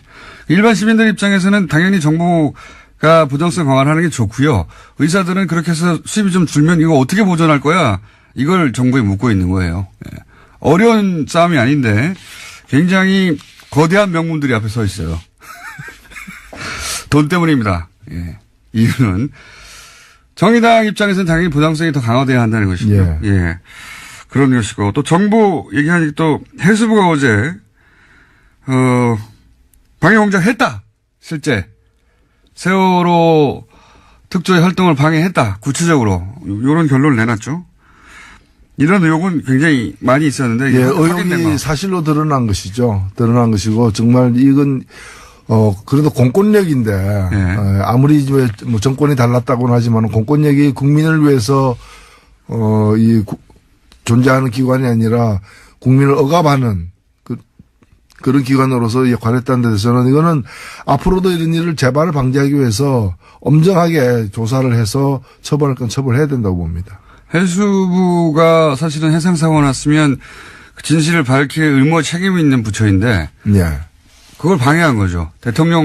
당시 박근혜 대통령에게 피해가 갈까봐. 그것도 청와대의 지시를 받은 그런 정황이 있고. 그렇게 해가지고 이제 당한 건 국민이죠. 그 중에서도 실제 아이들이 죽고 그 유가족들이 무슨 죄가 있습니까? 유가족들이 가장 큰 상처를 받았던 것이죠. 그러니까요. 예. 예. 무슨 죄가 있습니까? 근데 그거를 정부가 했다는 거예요. 유가족들을 괴롭히고 특조위 활동을 막고 의혹이었는데 이제 최근에 이 흐름은 그 의혹들이 다 사실로 드러나는 국정원 관련해서 그렇고 해수부 관련해서도 그렇고 그 중에 하나입니다. 예. 그리고 또 연결해서 또 하나가 그 정부가 제주의 해군기지 반대 운동을 했던 강정마을. 이거 진짜 오래된 거죠, 이것도. 예. 이명박 정부 시절부터 시작된 건데. 강정마을을 상대로 해서 정부가 34억짜리 구상권 청구 소송을 냈었어요. 오랫동안 괴롭혔죠. 예. 근데 이거는 이제 문재인 정부는 그 청구 소송을 취하하기로 했거든요. 예. 여기 대해서 이제 보수 신문들은, 매체들은 당연히 법치주의 훼손됐다. 불법 시에 면죄부 줬다 비판하고 있습니다. 불법 시에 면죄부를 주고 또 그 불법 시꾼들이 부담해야 될 34억을 탕감해 줌으로써 예. 국민 세금이 들어가게 됐다. 예. 지연된 저는 황당무계한 얘기라고 생각되고요. 예. 그리고 그 구상권이라는 건 그 당시 정부의 일방적 주장이죠. 예. 일방적 주장이고 그런 식으로 따지면은 이쪽은 그럼 손해본 거 없습니까? 그 강정마을에 주민들의 동의 없이 해군기지를 만든다고 하는 과정에서 그 주민들이 받은 피해, 생업이 전폐되다시피 하고 서로 갈등이라거나 재산상 손실이라거나. 공동체 파괴됐어요, 완전히. 그럼요. 그거 다 합치면은 그보다 더 큰 금액일 수도 있는 것이고. 거꾸로 저는 정부를 상대로 소송을 해야 된다고 봅니다. 예, 그렇죠. 그리고 또 하나는 뭔가 하면은 구상권 같은 걸 이제 청구하려면은 예. 4대강 망친. 예. 이명박 전 대통령 그리고 4대강 사업 좋은 거라고 이렇게 여론을 호도했던 언론사들. 예. 이 사람들에게도 구상권 청구해야죠. 요 보수신문들이 다 구상권 대상이 됩니다. 그렇죠. 예. 그렇기 때문에 이건 저는 늦었지만. 예. 문재인 정부 들어서서 제대로 문제를 갖다가 지금 과거에 엉킨 문제를 좀 풀어가는 과정이라고 봅니다.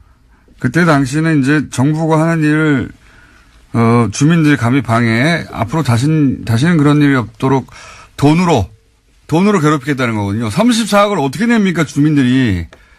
말도 안 되는 건데 괴롭히려고 한 거죠. 괴롭히려고. 그러니까 어찌 보면 우리 저항권이라고 볼 수 있는데 네.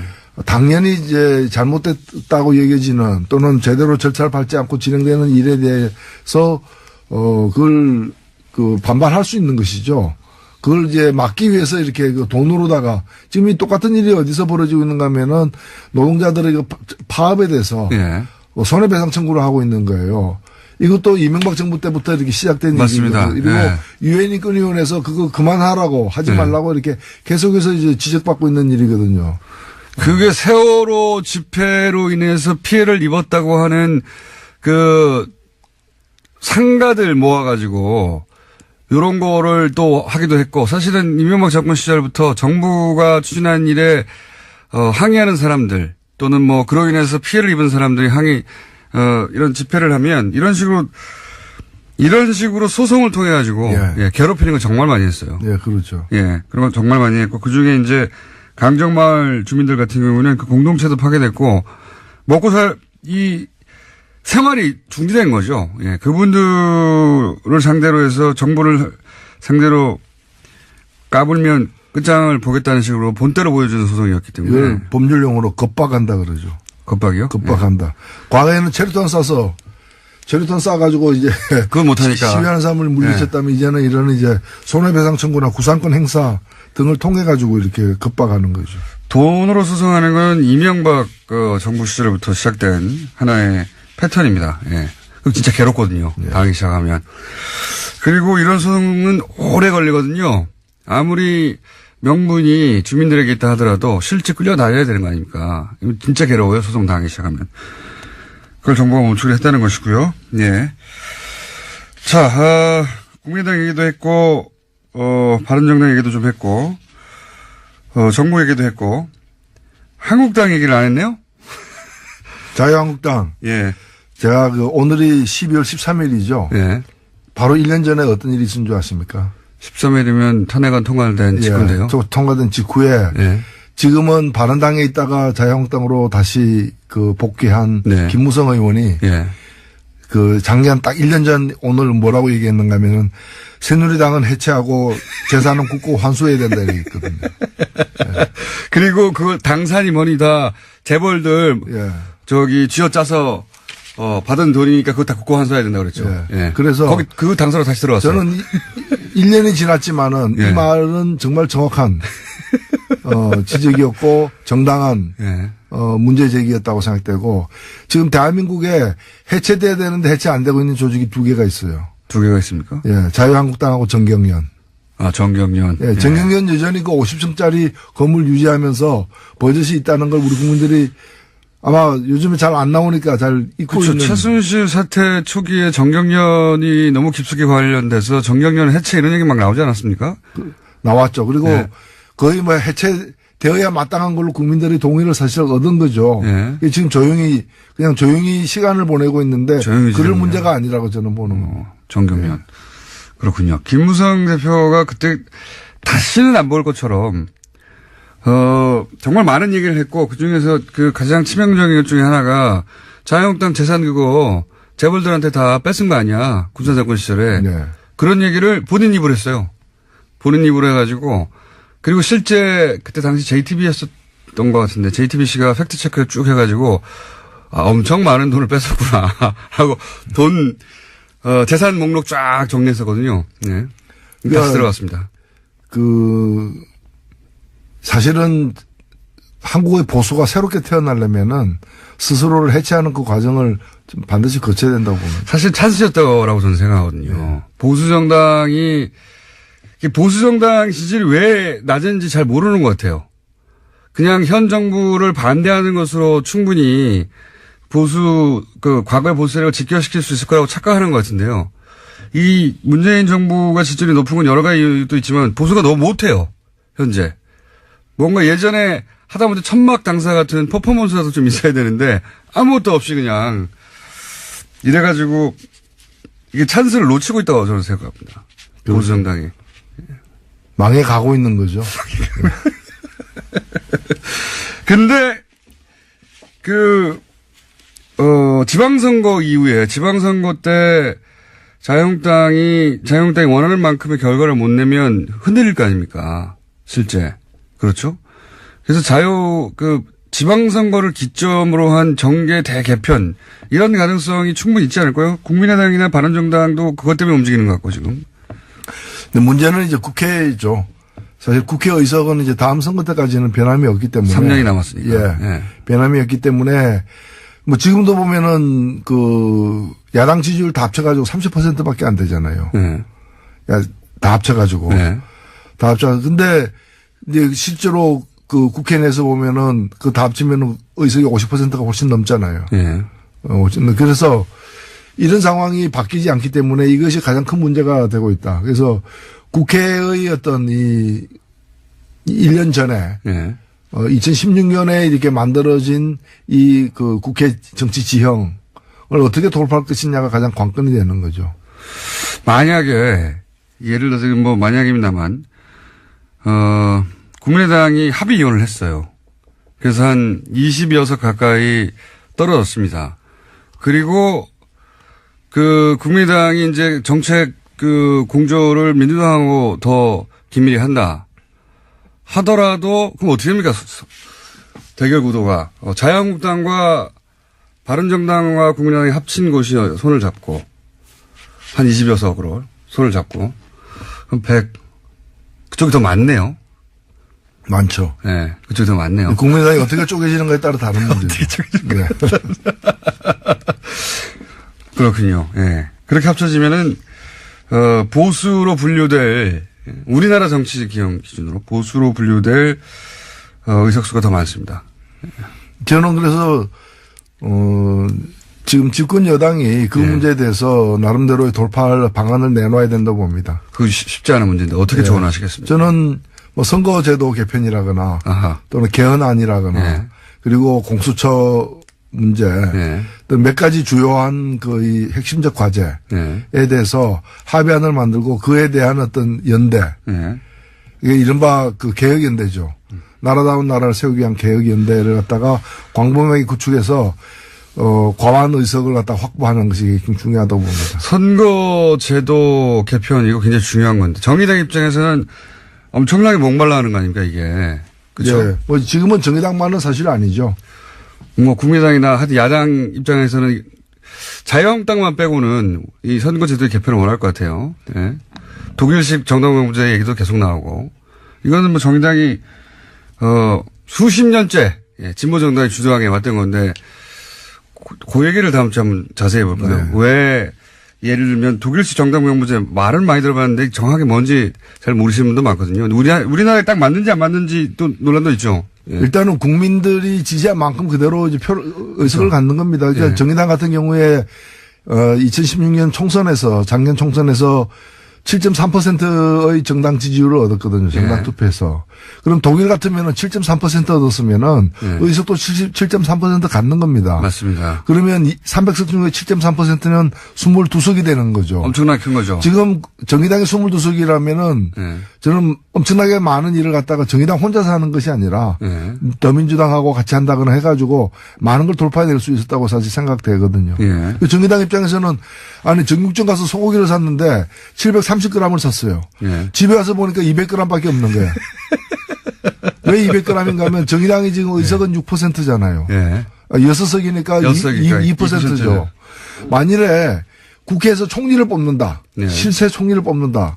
그러면 국민들의 7.3%가 정의당에게 자기를 대신해달라고 이렇게 표를 위임했는데 정의당이 국회 내에서 대변할 수 있는 것은 2%밖에 안 된다는 거죠. 5%가 없어져 버렸어요. 그래서 이건 정의당만이 아니라 어떤 정당이든 민심을 얻은 만큼 국민으로부터 지지를 받은 만큼 권력을 행사하는 그런 선거제도로 그것이 독일식이든 영국식이든 무슨 식이든 간에 뭐 영국식은 아닙니다만은 연동형 비례대표제라고도 부르는 그런 선거제도로 바꾸는 것이 일단 공정하다는 거죠.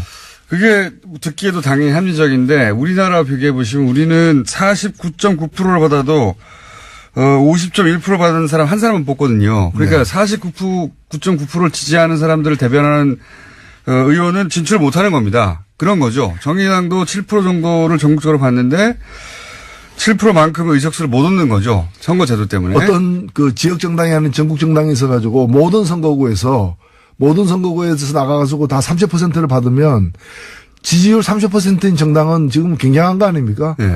두 번째 정당 정도 돼야 되는데 모든 지역구 나가가지고 출마해가지고 30% 받으면 다 떨어지는 거죠. 그렇죠. 한 사람도 당선자가 없는 지역구에서는. 그래서 이런 이 맹점을 갖다가 좀 바꾸는 선거제도 개편이 무엇보다도 시급하다 이렇게 보입니다. 그걸 다음 주에 자세히 구체적으로 얘기를 좀 해보죠. 네. 왜냐면 이제 개헌 이야기가 나올 때가 됐거든요. 예. 자, 오늘 여기까지 하겠습니다. 지금까지 노회찬 원내대표였습니다. 감사합니다. 네, 감사합니다.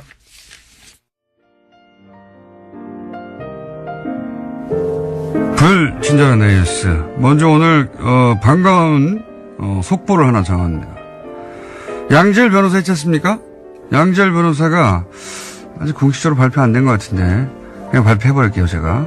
내일 아침부터 MBC 시선 집중에, 무료 시선 집중, 예, 임시 진행을 맡게 되었다고. 네. 그래서 내일 아침 제가, 예, 실시간으로 서로 진행자끼리, 예, 통화 한번 해볼까 합니다. 임시 진행으로 끝날 것을 예상하고 있습니다, 저는. 축하드리고요, 양지열 변호사. 무료 MBC에. 손석기 사장이 진행하던, 예, 전통의 시선 집중, 양지열 변호사가 내일 아침부터 진행한다고 합니다. 그리고 또, 어제 유시민 씨가 청와대 청원 게시판에 직접 등판을 했어요. 이분 정도면 청와대 직접 들어가서 얘기해도 될 것 같은데, 예, 청원 게시판에 등장을 했는데, 제가 거기서 영감을 얻어가지고, 저희 제작진이 청와대 청원 게시판에 가가지고 하와이 보내달라고, 예.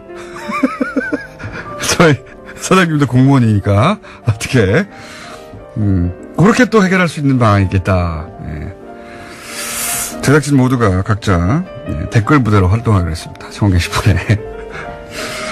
그리고 또 어제, 오늘은 이제 문자 아니라 어제 있었던 일들인데, JTBC에서 플란 다스에게, 예, 등장했습니다. 예, 저작권료 지불을 요구합니다. 예.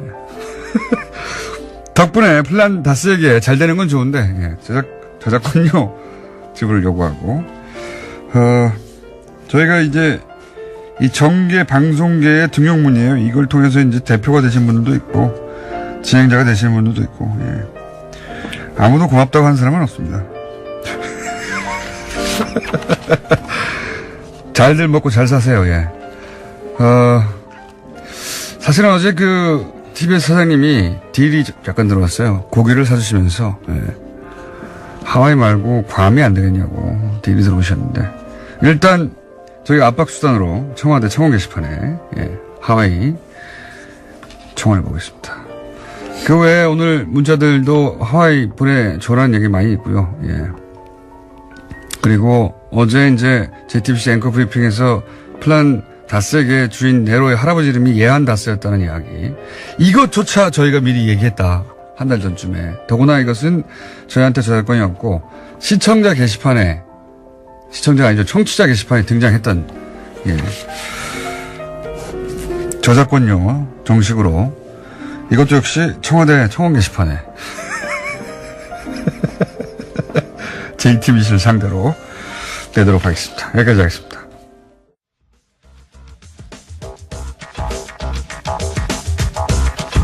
자, 과학 팟캐스트를 사실상 하나밖에 없기 때문에 이끌고 있는 원정우 씨. 오늘 주제가 뭡니까? 예, 안녕하세요. 원정우입니다. 근데 방금 양지열 변호사님이, 예, 시선 집중의 캐스팅이 진행자로.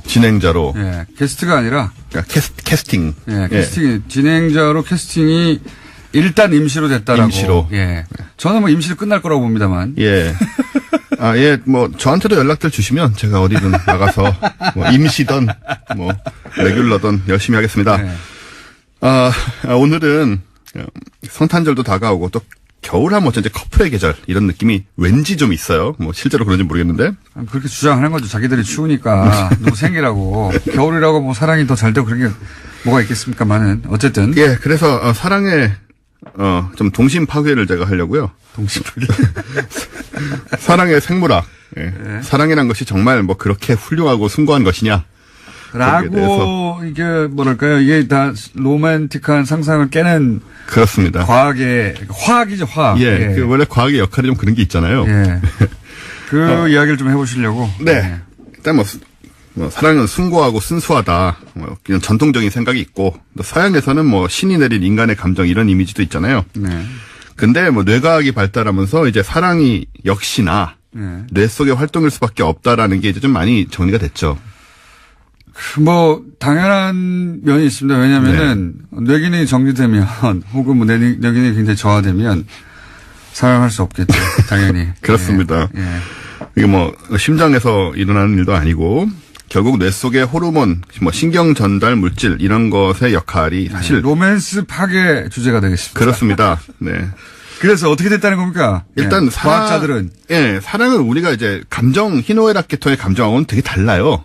우리 같은 감정이라고 생각하는데 사랑은 이제 호르몬의 화학적 영향이 거의 다라고 봐도 과언이 아니다. 그래서 굳이 따지자면 사랑은 배고픔이나 목마름과 비슷한 상태입니다. 본능의 영역이군요. 예, 그 감정하고 달라요. 일반 감정하고. 예. 그리고 사랑에 우리가 빠지면 가장 즉시 작용하는 호르몬이 다들 한번 들어보셨을 도파민이라는 거거든요. 예. 이 도파민은 마약입니다. 예. 마약 성분과 같은 역할을 한다는 같은 거죠. 코카인과 거의 같은 네. 역할을 하고요. 쾌감 호르몬이고, 그래서 이제 이 호르몬이 분비가 막 되면서 이제 굉장한 기쁨을, 사랑의 기쁨이라는 건 사실 이것의 역할인 거죠. 그리고 중독도 되고요. 그래서 사랑에 중독되는 것 역시 이제 이 마약의 뇌내 마약의 역할이다. 그리고 또 마약처럼 일정 정도 중독되고 나면 무덤덤해지기도 내성이 하고. 생깁니다. 내성이 생기기도 하는 네. 것이고. 그래서 이제 그 내성에 의하여 이혼 시기가 결정되기도 하고. 그렇죠. 결별 시기가 결정되기도 하고. 그걸 막는 게 이제 그 사회 제도와 윤리와 기타 등등의 제도가 탄생하게 된 거죠. 그렇습니다. 그게 없으면 이제 이 약이 떨어지면 효과가 떨어지고. 근데 웃긴 게 뭐냐면 이 도파민도 이 내성이 생기는 것도 한 사람에게만 내성이 생겨요. 다른 사람이 생기면 다시 도파민이 확 올라옵니다. 네. 예, 이런 이상한 짐승이죠, 특징이 있고. 짐승. 그리고 우리 소위 콩깍지 낀다는 거 있잖아요. 예. 콩깍지 낀다는 거는 페닐에틸아민이라는 호르몬이 그 역할을 하는데 예. 이 호르몬이 분비가 되면 평범한 사람 특별해 보이고 콩깍지의 전형적인 증상이죠. 단점이 잘 안 보인다. 예. 모든 게 너그럽게 보인다. 이게 이제 페닐에틸아민이 만들어내는 뇌내 현상이죠. 근데 또 저런 종류의 사람도 있어요. 엄마가 아기를 안고 있으면. 네. 제가 이름이 생각이 안 나는데 그때 분비. 네, 옥시토신이겠죠. 예, 맞습니다. 그 호르몬이 있는데 그게 이제 요 도파민의 그 분비 시점이 지나고 나서 요 옥시토신이 분비되면 안정적인 관계를 통해서 좀 다른 종류의 사랑을 느끼게 된다. 뭐 이런 해석도 있습니다. 옥시토신에 대한 연구가 여러 가지가 있었는데 원래는 말씀하신 대로 이제 모성의 호르몬이라고. 네, 원래는 정도로. 그런데. 네. 네. 근데 이게 이제 이후의 연구에 의해서 그 남녀 간의 스킨십에도 깊이 관여를 한다고 또. 네. 안정적인 관계. 도파민이 이제 막 불타는 관계에 관여한다면 안정적인 관계는 이 호르몬이 관여한다라고 그런 얘기가 있죠. 예, 그런 얘기가 또 뇌과학자들 사이에 나온 네. 적이 있는 걸로서. 예. 그 다음에 이제 남자들이 왜, 뭐, 내 여자 지킨다 뭐 이런 소리 하잖아요. 네. 네, 사실은 잘 못하지만. 그때 사용되는 호르몬이. 남자들이 사실 제대로 하는 게 별로 없어요. 이 사회에 예, 제대로 하는 게 별로 예. 없습니다. 그리고 짐승에 가깝기 지킨다는 때문에. 것도 뭐 어떻게 지킨다는 얘기인지도 모르겠고요. 예. 요즘 같은 세상에서. 어쨌든 바소프레신. 자기 앞가림이나 잘하라고 하시는 그렇습니다. 남자들은. 네, 뭐 소리나 지르지 말고. 예. 바소프레신이라는 호르몬이 바로 그 역할을 하는데. 예. 이게 남성형 애정 호르몬이라고. 예. 근데 이 바소프레신의 훌륭한 점은 이게 많이 분비되는 사람은 다른 이성에게 한눈을 안 팔아요. 즉 바람기를 막아준다. 바람길. 네. 야, 이거 약으로 제조해야 되겠네요. 여성들의 청원에서 약으로 제조돼야 될. 아, 기억나네요. 이게 일부 일처제. 그렇습니다. 일부 일처제 호르몬이라고 불립니다. 그렇죠? 네. 맞죠? 예. 그래서 이게 이제 별걸 사람에 다 따라서 예. 네, 분비되는 사람이 있고 이제 별로 덜 분비되는 사람이 있는 거고 예. 그거에 의해서 굉장히 영향을 받게 되죠. 우리가. 이게 덜 분비된다고 또 그 능력이 따라줘야 돼요. 그렇죠. 예, 그 여러 가지로 이렇게 생각같이 이렇게 쉽진 않습니다만은. 예. 호르몬만으로는 결정이 안 됩니다. 이게. 그래서 이 바소프레신은 이제 다른 이성에게 한눈을 팔지 않는다는 얘기는 자기 영역권 안에 있는 사람에 대한 집착이 큰 거예요. 그러니까 내 가족이다, 내 뭐 여자다, 뭐 남자다. 뭐 요거 이렇게 많이 나오면은 또 의처증이나 의부증으로 갈 수도 있겠네요. 그럴 수도 있겠죠. 예. 그러니까 적당히. 약 조절 잘해야 되겠네요. 네. 만드실 때. 그러니까 요게 또 나이가 들면서 떨어지면 예. 굉장히 안 그러던 사람이 또 이렇게 바람기가 생기기도 하고. 황혼 이혼으로 갑니다. 이렇게 그렇습니다. 예. 그런 식으로 우리가 호르몬에 많은 영향을 받고 있다. 그리고 이게 딱 재밌는 게 저도 제법 됐는데 이 관심이 있어서 한번 들여다본 적이 있는데 네. 이게 또 아미노산 결합물이에요. 다. 쭉 이렇게 들여다보다 보면 야 이거 결국 뭐 아미노산이냐? 우리가 아미노산에 의해서 아미노산은 그냥 화학 실험실에서 하는 약물 그 물질 같은 느낌이 강하잖아요. 그렇죠. 예. 네. 뭐 우리가 사실은 그렇습니다. 그러니까 뭐 사랑 뭐 겨울에 커플하고 그렇게까지 뭐 그렇게 의미를 둘 필요가 없다는. 오래 지나지 않아서 저는 이걸 강화하는 약물이 나오지 않을까. 그럴 수 있을 것 같아요. 예. 예. 이걸 놓칠 리가 있는가. 제약회사들이. 지금까지 안 나오는 게 신기하죠. 마지막 약물 그러면서. 네. 그래서 이제 이거를 바람기가 있는 배우자 일 경우에 제약회사로부터 사가지고 몰래 약에 타는 거죠. 그렇죠. 상대방의 음식에 계속. 그래서 일부 일처제 호르몬 이런 거 계속 타가지고 예. 근데 이제 요즘에 이제 이런 관점에 또 좀 상당히 쐐기를 박은 실험이 하나 있었는데 왜 여성분들 피임약 드시잖아요. 네. 피임약을 먹으면 이상형이 바뀌어요. 그런 연구가 있습니다. 예, 영국 스코틀랜드 스털링 대학에서 네. 이 피임약을 복용하는 만 18세에서 24세 여성 18명 네. 그리고 복용하지 않는 37명을 대상으로 취향 조사를 했거든요. 그러니까 그 전과 후를 비교했다. 그렇죠, 그렇죠. 네. 그 조사에 사용된 얼굴은 이제 컴퓨터 그래픽으로 남녀 20명의 사진을 합성했어요. 네. 그리고 모니터에 이제 매력적이라고 생각하는 얼굴을 선택하도록 한 거죠. 네. 그 결과 피임약을 복용하지 않은 그룹은 두 차례의 조사에서 전부 남성적인 얼굴에서 매력을 느끼는 것으로 동의를 했는데. 그렇죠. 예. 근데 피임약을 복용한 경우에는 복용 전에는 남성적인 얼굴의 매력을 느끼다가 예. 복용 후에는 이 비율이 매우 낮아지게 됩니다. 아, 유의미한 변화가 있더라. 그렇죠. 그러니까 남성적인 얼굴이라는 건 각지구 좀 이렇게 예. 그런 거잖아요. 예. 털 수염 많고 뭐 이런 거요. 그러니까 호르몬의 작용 때문이다. 네. 예. 그래서 이걸 어떻게 해석할 수 있냐면 임신 가능성이 그러니까는 피임약을 안 먹고 예. 임신 가능성이 높아지는 기간에는 남성적인 외모에 끌리는 그런 경향, 여러 가지 번식이라든가 이런 욕구 때문이죠. 네. 그러다가 피임약으로 이제 임신 가능성이 낮게 되면 이성 취향까지 훨씬 덜 남성적 혹은 좀 여성성 자기가 익숙한 모습으로 변하는 겁니다. 그래요? 네. 그래서 이제 결국은 이 이상형 혹은 남성을 보는 기준 혹은 이것도 역시 호르몬의 작용이 그런 거죠. 명백하다라고 하는 그렇습니다. 방증이 되는 연구 결과다. 네. 남자들을 바꾸는 무슨 약은 없어요? 쉽지 않을 것 같아요. 남자들이란 건 원래 단순하고 강렬해서 원래 단순한 게 고치기가 힘들어 이게. 그렇습니다. 약간 미미하고 복잡해야 되는데. 예. 그래서 우리가 이제 순수한 사랑이라고 느끼는 감정의 거의 전부가 호르몬 작용이 아니겠느냐. 강력한 호르몬 작용 아니겠냐. 근데 말씀하신 대로 반대로 생각하면 호르몬을 조절하면 사랑의 감정을 일으키거나 없앨 수도 있지 않을까. 그래서 저는 이게 이제 뭐랄까요. 우리 인식에 반하기 때문에. 네. 사랑이라는 감정이 워낙 순수하고 사랑이라는 감정이 위대하고 이런 그렇죠. 이제 그런 믿음을 강화시켜 왔잖아요. 문화적으로. 네. 그런데 이게 호르몬 조정으로 약물로 조정을 반할 수 있다 그러면 이게 상상이 깨지는 건데. 그래서 지금까지 이런 이야기 안 나온 게 아마 그런 문화적인 압박이 좀 있는 것 같아요. 왜냐하면 저항 심리가 있겠죠. 네. 약을 먹어서 사랑하게 된다거나 안 하게 된다거나 혹은 뭐 일부 일처제 이게 예. 용인이 잘 안 되는 거죠. 그렇죠. 이제 좀 사람에 따라 불쾌할 수도 있고. 네. 그래서 이런 연구들이 실제로 사랑의 신비를 제거하고 뭐 사랑을 신체 활동으로 전락시킨다는 주장이 많이 있는데 특히 이제 1975년에 이제 네. 그때쯤부터 뇌과학으로 사랑을 연구하기 시작했어요. 이 연구를 한다고 하자 미국의 상원의원인 윌리엄 프록스마이어라는 사람이 있는데 이 양반이 이제 의회에서 아예 2억 명의 미국인들이 수수께끼로 남겨놓고 싶어하는 것 중에 으뜸이 어떻게 우리가 사랑에 빠지는지 문제인데 네. 이거를 우리가 과학적으로 연구하는 건 난 절대 반대다. 네. 이렇게 이제 공언을 하면서 아주 반대를 하기도 했어요. 이런 정서가 이제 누구에게나 조금씩 있는 거죠. 맞습니다. 이런 화학 물질을 연구하는 과학자들이 그럼 사랑은 잘하느냐? 그럴 리가 없다고 봐요. 그거하고 상관없죠, 사실. 아무 상관 없습니다. 도파민의 역할이구나. 그걸 이해하는 것과 실제 사랑을 잘하는 것과는 아무 상관이 없다. 아무 상관이 없습니다. 예. 그래서 약물이 나올 것 같다. 네.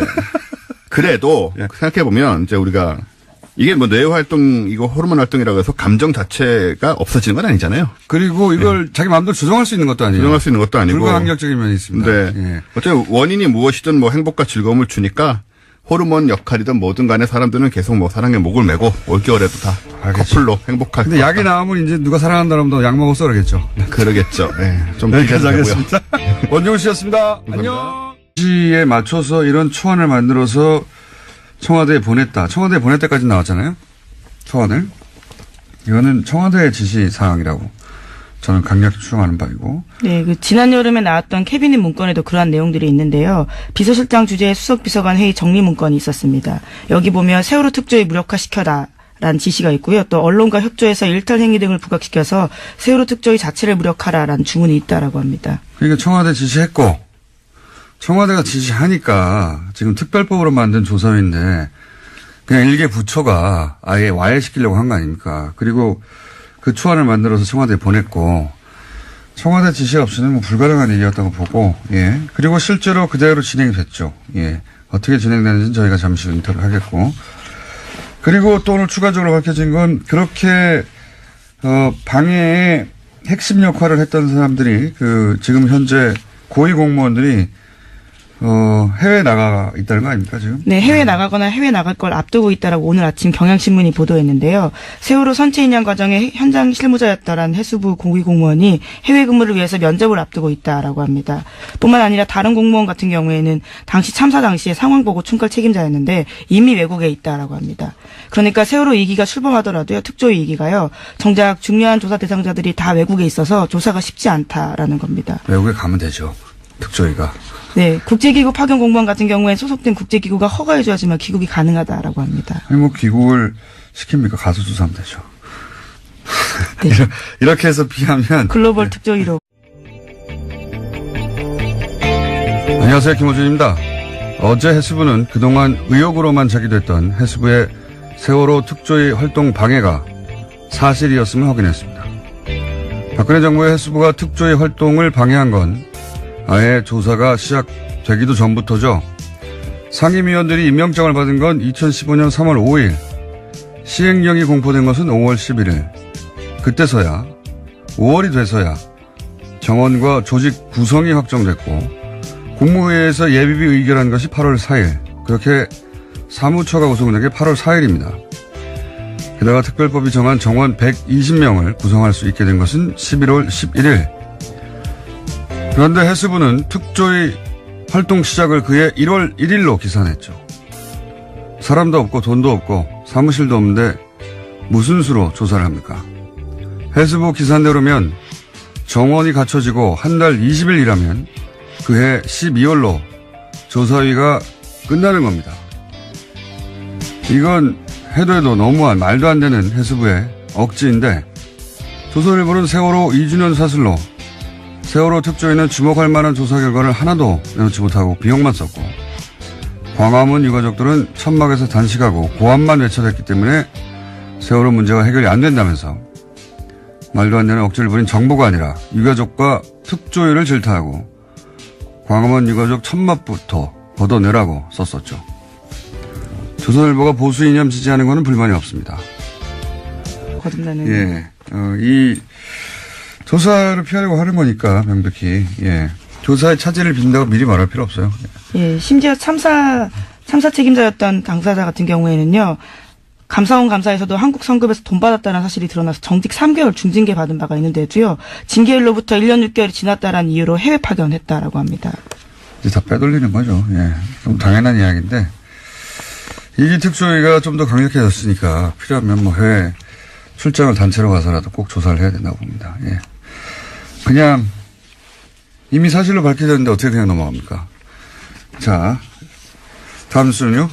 네, 김태호 전 청와대 대외전략기획관이 구속을 피했습니다. 김 전 기획관은 이명박 정부의 군 댓글부대 관련 혐의를 받고요. 어제 영장실질심사를 받았습니다. 서울중앙지법 강부영 영장전담판사가 밝힌 바에 따르면요. 객관적 증거 자료가 대체로 수집됐고 주요 혐의 사실에 대한 피의자의 역할 및 관여 정도에 대해서는 다툴 여지가 있다라고 밝혔는데요. 관련된 공범들의 수사 및 재판 진행 상황, 피의자의 주거 및 가족관계 등을 종합하면 구속할 사유와 필요성, 상당성을 인정하기 어렵다라는 겁니다.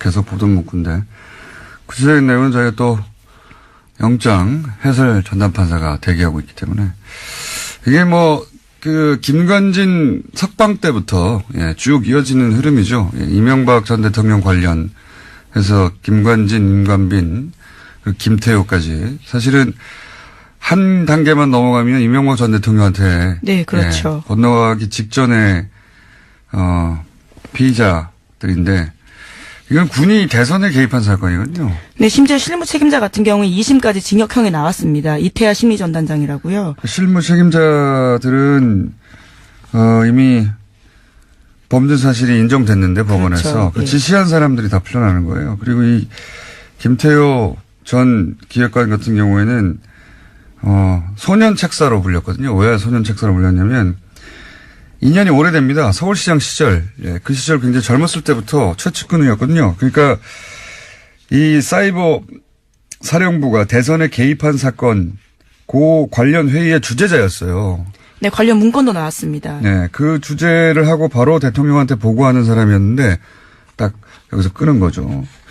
그리고 이제 밸런싱이라고 제가 계속 표현해 왔는데 전병헌 전 수석이 사실은 이게 뭐 당사자는 기분이 나쁘겠으면 논평을 하는 입장에서는 MB가 살렸다고 계속 제가 주장했는데 또다시 영장이 기각됐고 요 사안 묶어서 저희가 잠시 민의로 다뤄보겠습니다. 다음 뉴스는 뭡니까? 네, 관련해서 국정원 이야기들을 또 안 할 수가 없는데요. 2013년 국가정보원이 박근혜 전 대통령에게 최동욱 당시 검찰총장의 문제점을 지적했다라는 보도가 있습니다. 그러면서 보고서에 이런 내용이 쓰여 있는데요. 외부의 힘에 의한 특단의 조치가 필요하다라는 겁니다. 당시는 국정원이 댓글 사건으로 검찰의 수사를 받고 있었는데요. 이후에 최 전 총장은 혼외자 의혹이 불거지면서 불명예 사퇴했습니다. 이건 뭐 모두가 그렇게 생각하지만 물증을 잡지 못하는 최동욱 하세요. 하는데 세월호 참사 해결을 위해 유가족과 특조위를 공격하는 게 이게 이념과 대체 무슨 상관인가요? 그냥 박근혜 정권 하수인 그거 한 거 아닙니까? 김어준 생각이었습니다.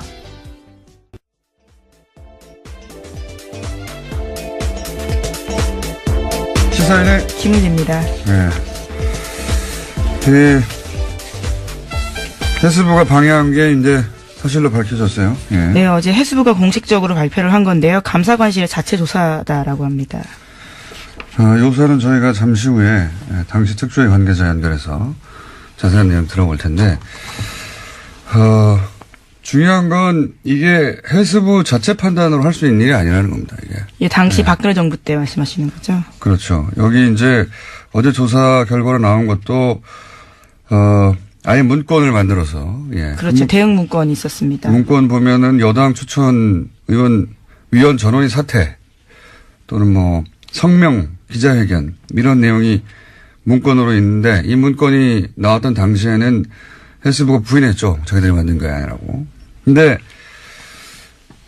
해수부가 어떻게 여당 추천 의원 전원 사퇴를 자기들 마음대로 결정합니까? 예.